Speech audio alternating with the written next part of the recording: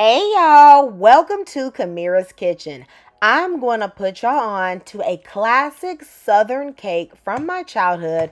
This is a hummingbird cake.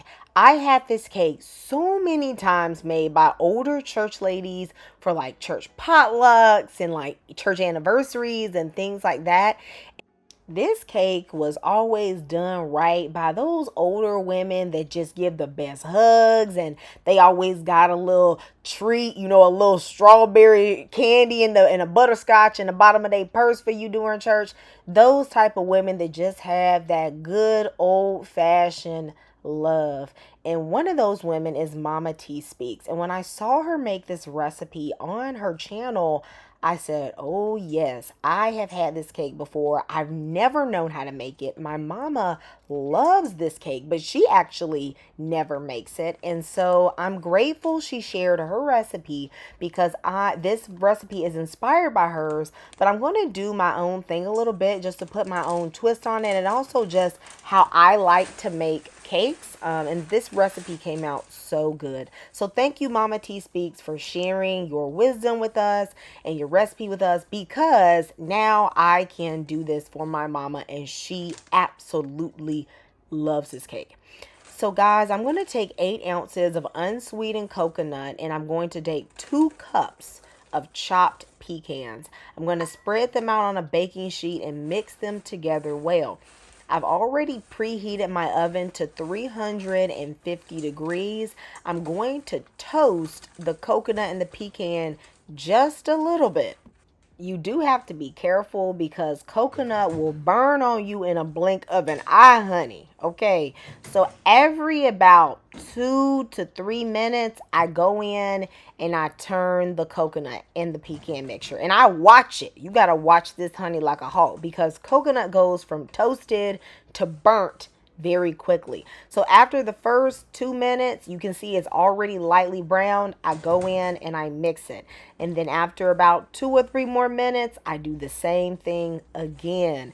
And then about 1 or 2 more times, I'll go in and mix it until it gets this beautiful golden color. Once it gets to this point, don't press it any further. You need to go ahead and take this out and allow it to cool.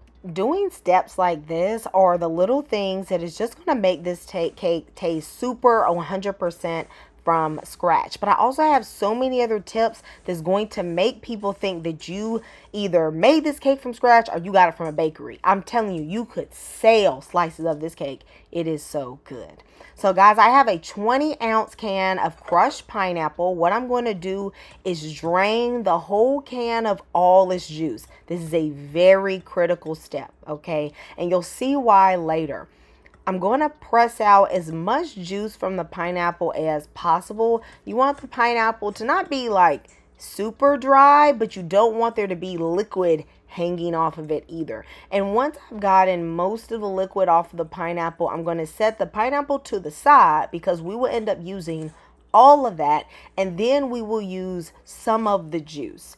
We're going to put 1 cup of the pineapple into the cake mixture. The reason why I like to take all of the juice off of it first is so that you don't end up accidentally with a cake that's too wet or becomes gummy because you accidentally put or left too much moisture on your pineapple. Then what I'm going to do is I'm going to measure out how much juice I will put in the recipe. That way you can control the result for your cake better. Here I have 11 tablespoons of butter. I'm going to melt this. When you melt it, it's going to become 2/3 of a cup of butter. You could also use oil, but the butter just tastes better, baby. Y'all already know. Since I am going to be using 2 of my cake mixes, I'm going to use 7 eggs. Now the box is going to tell you 3 eggs per cake mix, but the 1 extra egg to me just makes your cake rise a little higher and it gives it a little bit more richness. When you're doing this cake, make sure that you follow the ingredients that I'm giving you for the cake and not what is on the back of the cake mix. That is really important. All right. Now I'm going to use a little butter flavored Crisco to go ahead and prep my pans. These are 3 8-inch baking pans. You could also use 9-inch. Your cake just won't be as tall, but it's still going to be really tall anyway because this is just a big cake.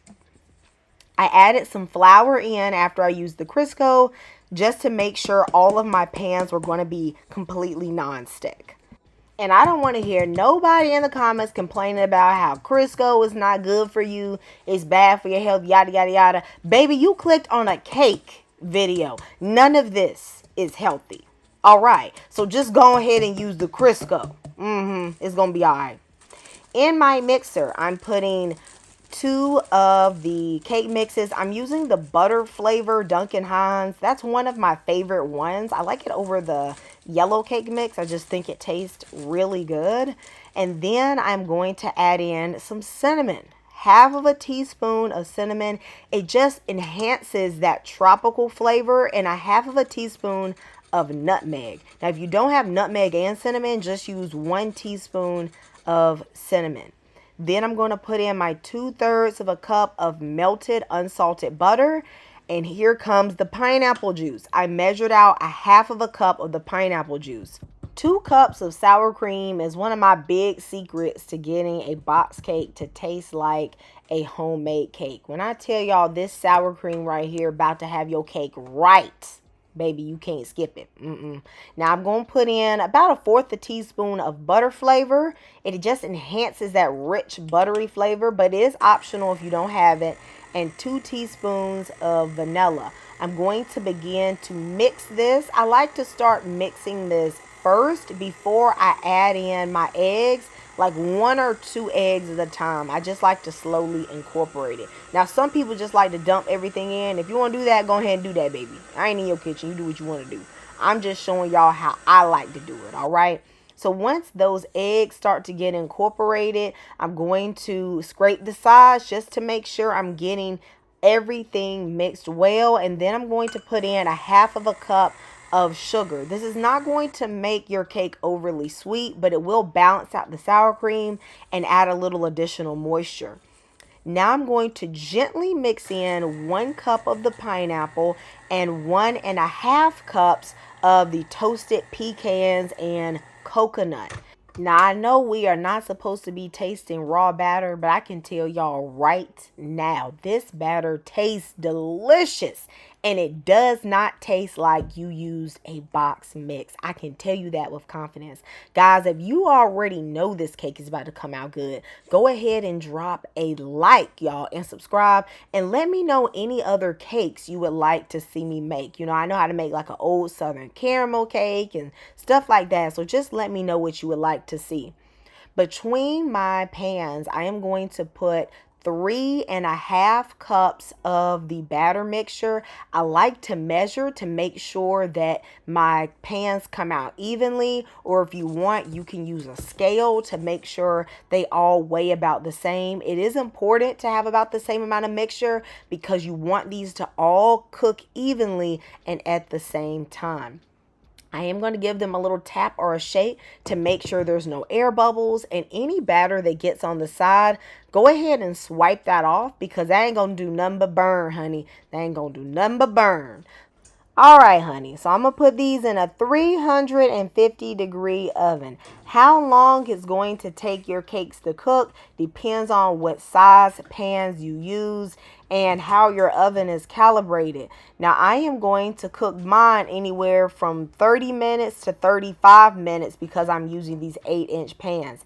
After 25 minutes, I went in and rotated the pans because the one in the back is getting a little bit more heat, and so I just moved it around for the last 10 minutes of the cook time.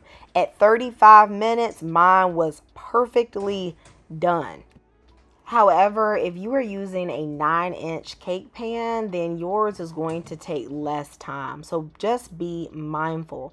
At the 35-minute mark, I went in and I just tap the top. If you see that your cake is springing back, oftentimes it is done. I also like to put a toothpick in to come out clean.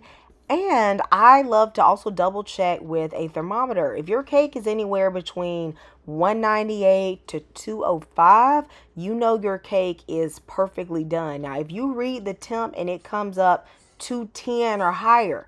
That means your cake is probably a bit dry, and I would suggest making a simple syrup to put over the cake to add a little bit more moisture back into it. That's a way you can save a dry cake. But as you can see, mine were perfect. Now, after I allowed mine to cool on a rack for 15 minutes, I put a knife around the edge to loosen it up, and I used a plate to flip my cakes out into a wire rack. You have to allow your cakes to completely, and I do mean completely cool before you even think about frosting them, or else this cake gonna be slipping and sliding, and all your time and all the money you spend on these ingredients, and it ain't gonna be worth it. It ain't gonna end up looking right. All right, so while this is cooling, I'm going to make my frosting from the scratch. So I took 2 blocks of cream cheese. This cream cheese is cold. So I took it out the fridge for just like 5 minutes. So it's not at room temperature. It's not completely cold either. It's just warmed up just enough to make it so that I can beat it a tad easier. One of the things you definitely cannot do is put a store-bought frosting on this delicious cake. It's just not going to be the same. If you're going to go through all the effort, go ahead and make your frosting, because this frosting is going to make the difference. I'm telling y'all. So I just beat the cream cheese enough to get out some of the lumps. And then I'm going to use half of a box of this jello cheesecake pudding. You could use the whole box if you wanted to, but I just wanted to use half. The purpose of the pudding is to help stabilize the frosting. I'm going to add 3 cups of powdered sugar. I'm also going to use about a teaspoon of vanilla extract, and I'm going to beat this until everything is well incorporated and starts to get slightly fluffy. You want to make sure you scrape those sides to get everything mixed well. It's really important that there's no lumps before you start to drizzle in this cold, heavy cream. I mean, straight from the fridge. Turn the beater down to a medium low initially just to get it incorporated. You don't want to go too fast right off the bat, because then, it's just not going to get the right texture. Then turn the speed up a little bit and just give a slow but steady stream of heavy cream straight into your frosting. Once I added about a cup, I got everything down from the sides. It's going to appear a little loose initially, but I promise you it's going to thicken up and whip up beautifully. So now I'm going to turn up my beater to a medium high, and I'm going to steadily add in the last cup of heavy cream. This is going to whip together that cream cheese and the powdered sugar very well. Once all the heavy cream is added, then I'm going to scrape the sides, and I'm going to turn this on high for 2 minutes straight.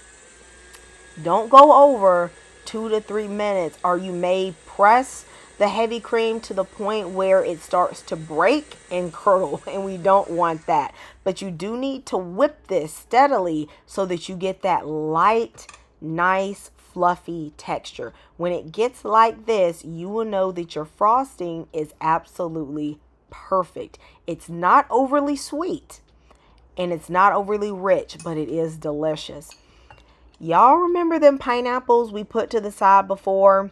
Now we're going to run it back, honey. We're going to run it back. So I'm going to take about 2 to 3 tablespoons of this pineapple, and I'm going to add about a third or so of the frosting. I'm going to add enough frosting to make the middle filling for the cake layers, and I'm going to mix together this pineapple.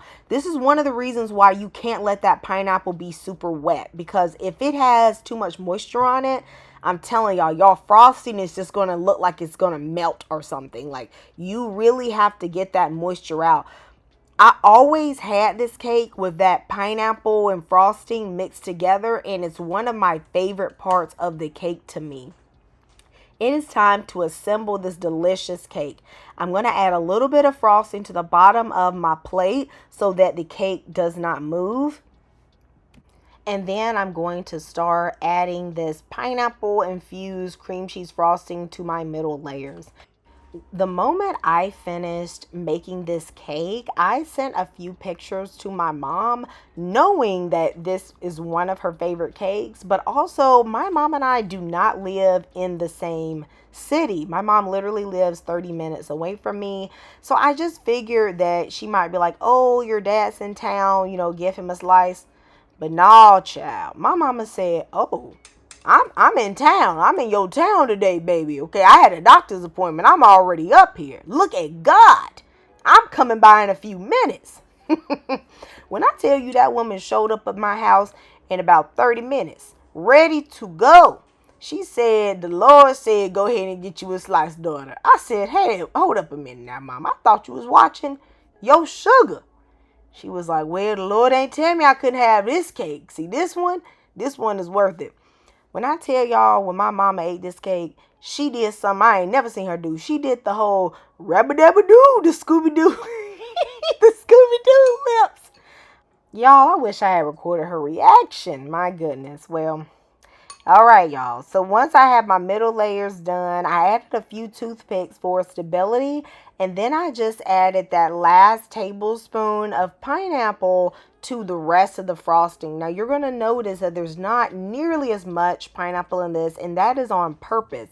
Since this frosting is going to go on the outside and the side of the cake, this cannot be loose. If it is too loose, it's going to end up sliding down the side.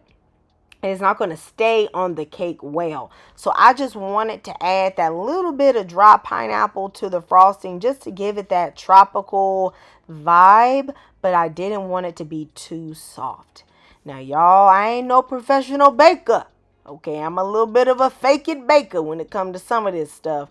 But I'm going to do my best. So I used an angle spatula to just get the frosting all over the sides and the top. And there is plenty of frosting. But you don't have to be overly careful because we are going to cover the whole cake in the toasted pineapple and the coconut. So even if, you didn't have quite enough frosting or you put it on a little bit messy, you don't have to worry because all the imperfections are going to be covered up. So once I have my cake frosted well, I'm going to bring that baking pan over to my work area and I'm going to clear out the middle. Add your cake to the middle of the baking pan because we're going to put on everything right on the pan. This has the potential to get very, very messy. But since we're going to do everything on the baking pan, we're going to have no mess. It's going to be super easy. So I like to start off by just shaking some over the top, and then I'm going to take my hand and cup it and just start pressing the mixture into the sides. It's going to stick into the frosting, so you have to add this coconut and pecan mixture immediately after you frost it, or else the frosting will sort of shale over and you're not going to be able to make it stick. But as you can see, any of the excess is just going to fall right back on the baking sheet or on the side of the plate, and we can pick it off and keep adding it until the cake is completely covered. And I used every little scrap of that coconut and pecan mixture. Ain't this cake a thing of beauty? Baby, this cake is beautiful and delicious. And y'all see it's a triple decker cake, a 3-story cake, honey. This one is sure to impress. My lips was so ready for some of this cake. Can't you see how moist it is? Tender with a nice crumb. Baby, my lips was ready, but my hips was screaming for mercy, child. I'm going to have to run this one off. Who you know will love this cake? Who you know gonna go back in for more than one slice? Baby, if you on a diet, you could tell them you only had one slice of cake. Okay, don't tell them how big it is. Y'all, let me know if you're gonna make this cake. And y'all, I'm gonna see you next time in Kamira's Kitchen. Goodbye, y'all, and God bless.